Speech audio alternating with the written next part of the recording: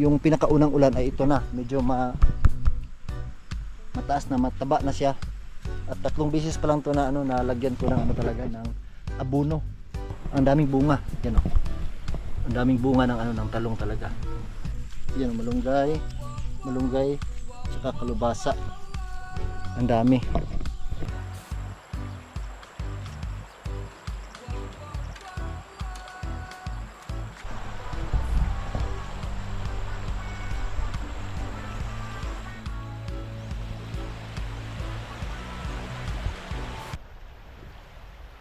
Yo, what's up?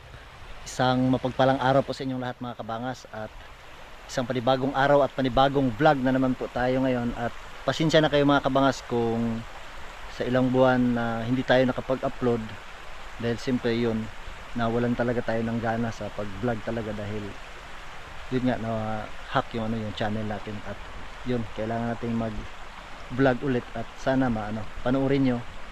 At siyempre nandito tayo ngayon sa sa mismong garden namin, at update tayo kung ano na yung mga bagong tanim dito sa sa simula nung malakas yung init. At ngayon siyempre palagi nang umuulan, halos araw-araw tuwing hapon, mga 1 launa ng hapon ay palagi nang may ulan dito na malakas, na saktong-sakto talaga yung ulan talaga. At yun, sinamama dun sa kabila may nakapagtanim na ng ng mais, di ba? Pati doon sa sa ibabaw. Yung sa ibabaw na parte ay yellow corn yun. Yun yung yung yellow corn. Itong sa baba ay kulay puti. So sabay silang tinanim, pero hindi naman sila sabay na mamumulaklak, dahil yun nga, yung kulay yellow ay 4 na buwan yan, at yung puti ay 3 buwan lang. So pag mahirap kasi mga kabangas pag nagkasabay silang mamumulaklak, dahil mabreed sa hangin. Yung kulay yellow ay yan, mahahaluan talaga ng kulay puti. Naalala nyo yung yung tinanim ko dito na 2 line na yellow corn? Yun yung yung pag harvest nun, binigay ko kay mama lahat. At yun nga yun yung tinanim nila dun sa ibabaw. Marami silang talaga na itanim talaga na mais, yellow corn. At yun nga yung puti. At pasensya din kayo mga kabangas kung bakit hindi ako nakapunta sa pagdating ni ni Idol Japper pag uwi niya dito sa last month sa May, dahil yun nga dito sa sa garden talaga ay wala akong makukuha na yung madala natin kina Idol, na mahiya talaga ako na pag pupunta doon na wala tayong maiabot sa kanila. Kaya yun, pasensya na kayo. At ito na, update ko kayo kung na yung tanim natin dito. Ito na yung bago mga kabangas. Yan. Yung dating mga alugbati na tanim dito ay yun, binunot ko, nilipat ko doon, yung iba nilipat ko sa gilid lang. Yun, pinutol ko yung mga kahoy doon, mga damo-damo, at nilipat ko sa gilid yung mga mga alugbati. At ito na yung mga bago lahat. Yan. 4 na flat yung magkatabi. Tapos yung pinakaunang tanim ko dito, simula yung pinakaunang ulan ay ito na, medyo mataas na, mataba na siya. At 3 beses pa lang to na nalagyan ko ng talaga ng abono. Pero dahil nagtipid talaga ako, dahil siyempre gipit tayo sa sa pera pang pang gastos dito. Siyempre unang-una yung abono talaga. Ito dito nagsanga na. Yan yung yung bago. Ito sana ibigay ko sana to kina Palitada, kaso pinabayaan din nila, kaya nilinisan ko na lang yan, nilagyan ng abono. Dahil ito, pati yung 2 flat dito na hindi nataniman, yun ibibigay ko kay Palitada, dahil yun, itong pagtatanim ko dito ngayon ulit ay sulo ko na to lahat mga kabangas. Ito dahil gusto kong makaipon talaga. Siyempre sana makaabot to sa pasukan para makabenta tayo, makabili tayo ng unang-una yung mga gamit ng ng mga bata talaga sa pasukan. Yun, ito na. Kaso malakas yung ulan kanina. Ayun, buti na lang ginawa kong flat, kaya dito sa ibabaw hindi talaga siya naabutan ng tubig. Pero pag malakas yung ulan, siyempre yung tubig doon, pati doon sa kabila, pupunta dito, dadaan dito. Kaya kulang yung kulang yung pagkaangat talaga, paggagawa ng flat. Dahil nung time na nag-aararo ako nito, init, tag-init to yun. Tapos may iba yung ano, yung labas ng lupa pag inaararo, hindi siya buo. Buhaghag siya, buhaghag. Kaya hindi siya na ano talaga, mahaba yung ano, yung pagkagawa ng flat. May ano kanina dito, may aso. Ayun, pinapakan yung bagong tanim natin dito na alugbati, oh. Ayan, oh, putol. Ayan, mabuhay pa to. Aso talaga dito pag ano, bagong tanim, mahirap. Doon, oh. Yun, oh. May mga bago akong tanim dyan. Tapos may mga similya ako doon, alugbati. Pag may hindi mabuhay dito, siyempre may maitanim tayo. Yun, dito, oh, nasira. Nalipat yung ano, may kasama siguro yung aso dito kanina. Dito sila naglalaro. Yan, okay lang yan. At ito mga kabangas, yung okra, bagong okra na tanim natin. Ito. Kailangan pa tong ano talaga, kailangan pa tong padaanan dito ng daro.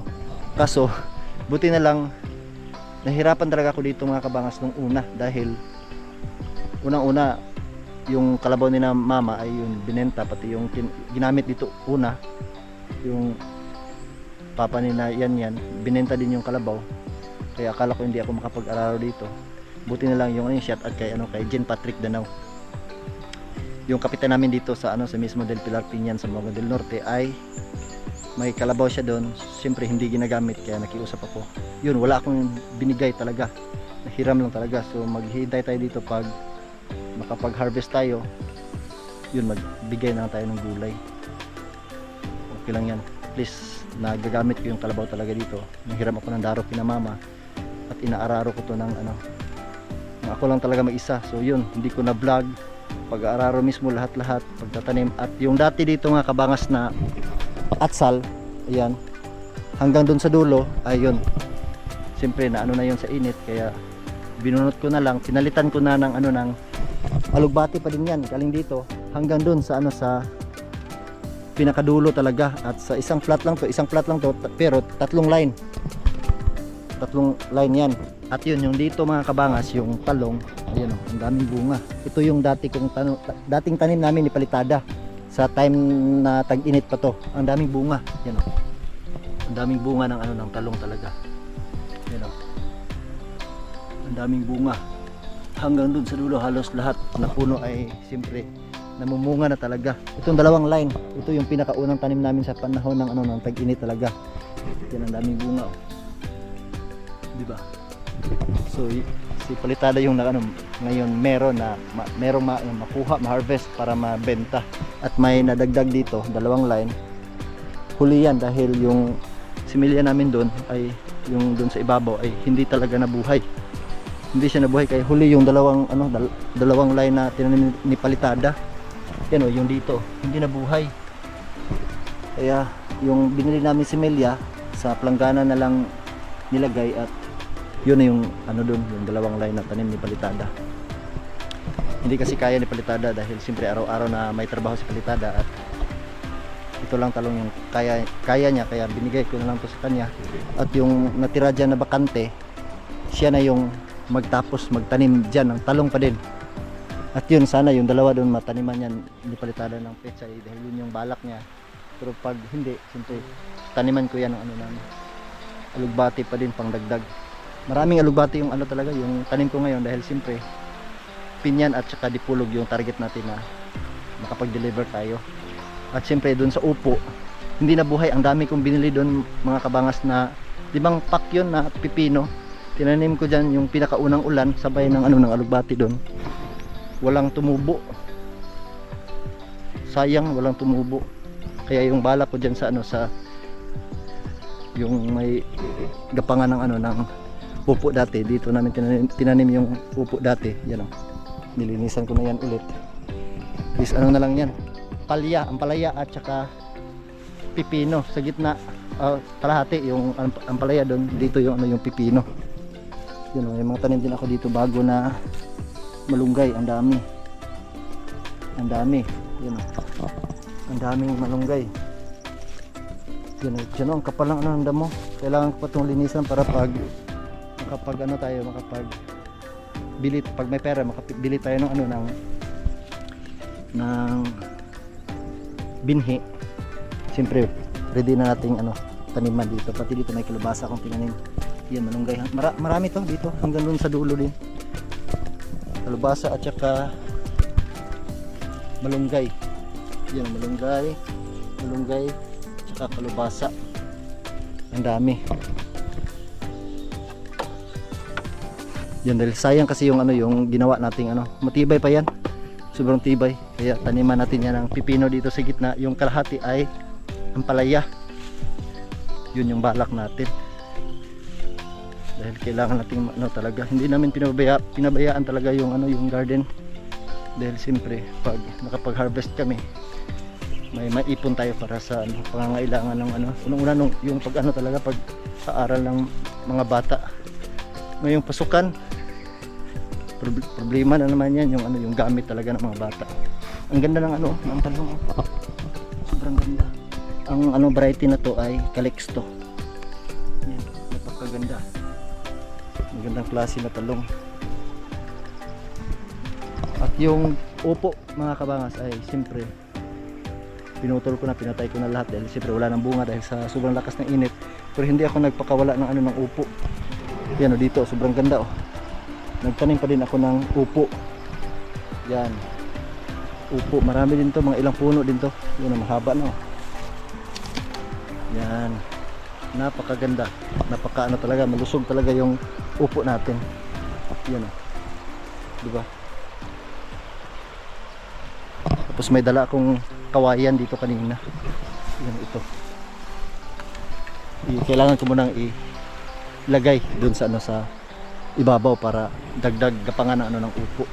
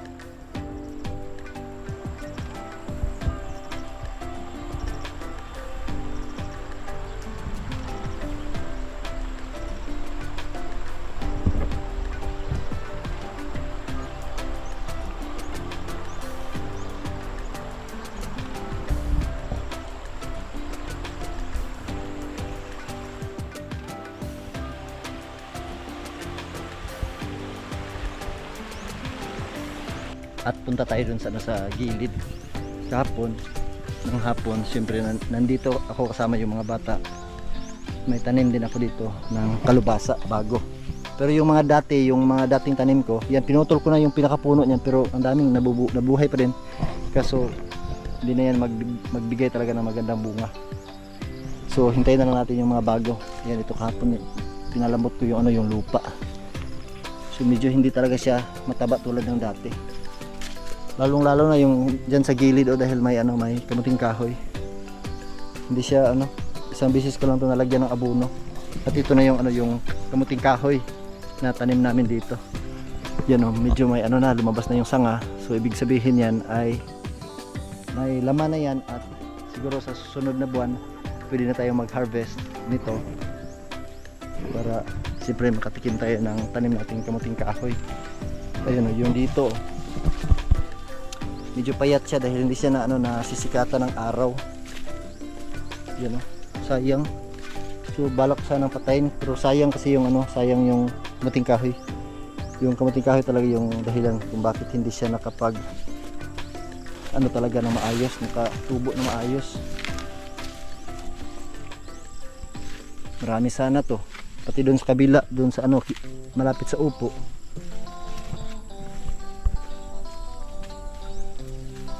Yan ang daming ano, buhay talaga yung ano, yung mga kalubasa dati oh. Pero wala nang ano, yung bihira na lang magbigay ng bulaklak na babae. Yan oh. Pero yung dito sa ano, medyo mataba siya, yung medyo ano talaga matatamaan ng araw. Yan oh.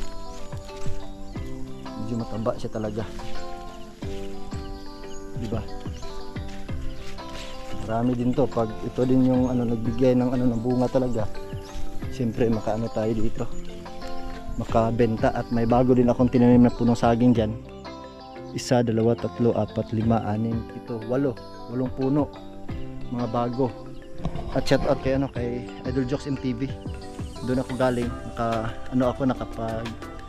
nakaputol ako ng yung Bisayang saging, yung malagkit talaga na saging. Yun, binigyan ko ng 3 ano si Bytonex pati si Idol Jokes. Then shout out kay Bytonex Barbaso. At doon ako galing kay Idol Jokes nung time na yon. At nakahingi ako ng yung saha ng ano ng saging, tindok, yung malalaki, yung walang puso. Pero doon ko tinanim sa bahay. So kumuha lang ako dito ng bago. Yan yung saba. Yung binigay ko kay Idol Jokes ay sab-ab Bisaya. At ito na yung ano okra. Pansin nyo, maraming tumubo. Yan, kailangan tong patayin, sayang man pero kailangan dahil nasa gitna kasi. Ito lang yung ano yung line. Yan, ito yung line. Yung tumubo dito sa gitna, kailangan tong patayin. Siyempre, madadaanan din to ng ano ng daro, ano din to, mamatay. Dahil nung time na pinutol namin yung ano yung mga okra dito, yan may mga puno pa dito natira. Hindi siya na ano natanggal sa daro. So, patay na yan. Marami yung bunga. Tapos yan naputol yung ano, minto yung ano yung pag-record ng GoPro. Yan ito. Marami yung bunga mga kabangas at dito na nagka ano bitak-bitak tapos natanggal yung mga buto lahat, tumubo. Dito kaya maraming tumubo din sa gitna. Siguro sa susunod na linggo ay sana makapaghiram tayo ng kalabaw ulit at yun padaanan natin to dito ng daro para malinis yung lupa.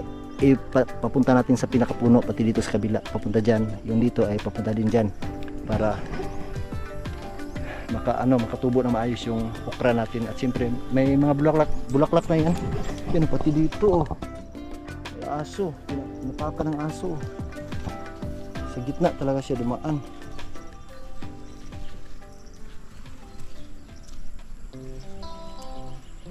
Yan. Sana makahiram tayo ng ng kalabaw kina Jean Patrick. At may una din akong kailangan tong yung tawag sa amin hutok, yung pinakapuno ng ng alugbati ay paanohin natin, palambutin. Ito 2 beses pa din to na nalagyan ng abono. Pero may pa ako sa bahay, may 2 kilo.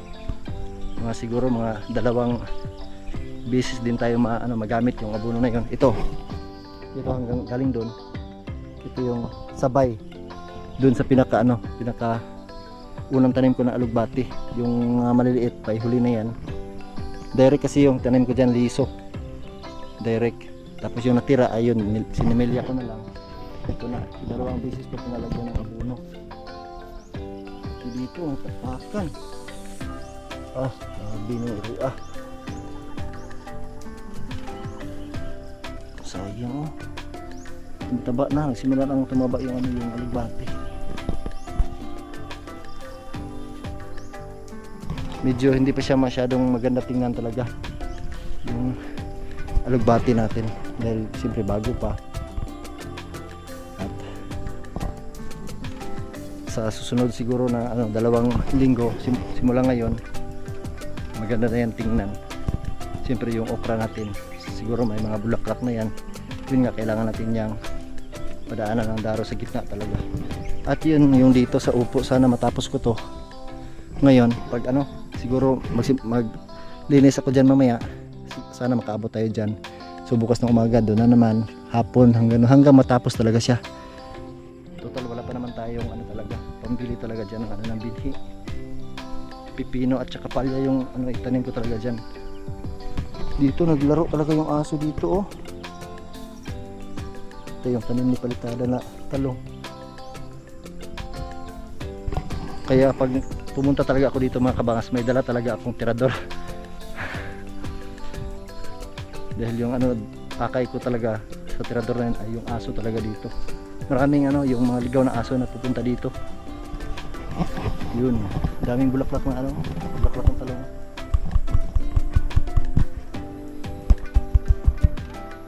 Diba? Ilang beses na nakabenta si Palitada dito ng 2 kilo. At yung sa 1 kilo, mga 6 na piraso. Siyam na piraso lang yung sa 1 kilo. Yung benta ni Palitada 35 per kilo. So libre na yung pang ulam.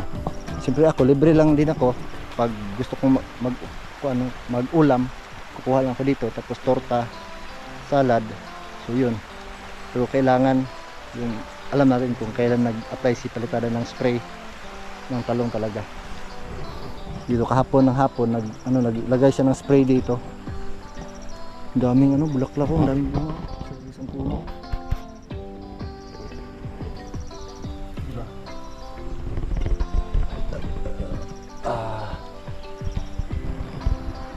So yan yung nagawa ko dito. Yun, hindi ko na vlog. Yung mga bago, yan ito alugbati, okra, kalubasa. Siyempre yung mga dyan bago. Tapos yung dito sa gilid may sitaw. Tapos doon tayo sa ampalaya at saka pipino. Yun yung susunod dating itatanim. At maraming salamat sa inyong lahat. At pasensya na talaga kayo kung ngayon lang tayo nakapag-upload talaga. Itong channel na to mga kabangas ay siyempre nakuha na natin yung 1,000 subscribers at watch hour na lang yung kulang. Sana hindi kayo hanggang dulo talaga, simula una hanggang dulo ay yun mapanood natin para siyempre dagdag watch hour natin para ma-monetize na yung channel natin. At yun, abangan natin yung susunod nating vlog talaga dito. Abangan nyo lang lahat. Siyempre i-vlog ko na lahat dito yung mga gagawin ko. At siyempre yung harvest talaga dito. Tingnan natin dahil ito yung dati tanim namin dito ay yan lang, 1, 2, 3, 4, 5 lang, limang flat lang siguro yun, isa dahil kangkong yung sa gilid kasi dati. Ngayon na yan, alugbati. Wala akong tanim na kangkong ngayon. Diyan lang yung dati yung alugbati. So limang flat na siguro yun. Ito marami na. Tapos may tayo dito pinakamahaba. Tibali kung dito natin yan basihan ay 1, 2, 3, mga 4 siguro din na flat. Hindi na yan biro talaga pag nag-harvest. Kaya yan, abangan niyo talaga yung pag-harvest dito. Pinakaunang harvest at pangalawa, siyempre yan yung pinaka talaga. Una, pangalawa at saka pangatlo. Yan yung pinaka magandang harvest talaga at yun yung balak natin na ibenta sa Pinyan. Siyempre hindi to kakayanin talaga sa Pinyan dahil sobrang dami.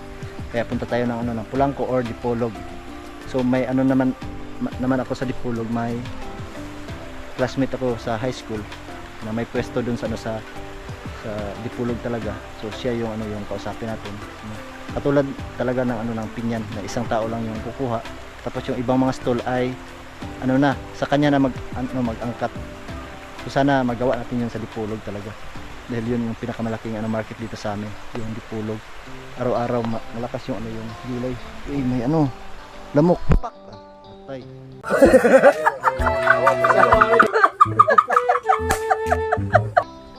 Patay yung lamok.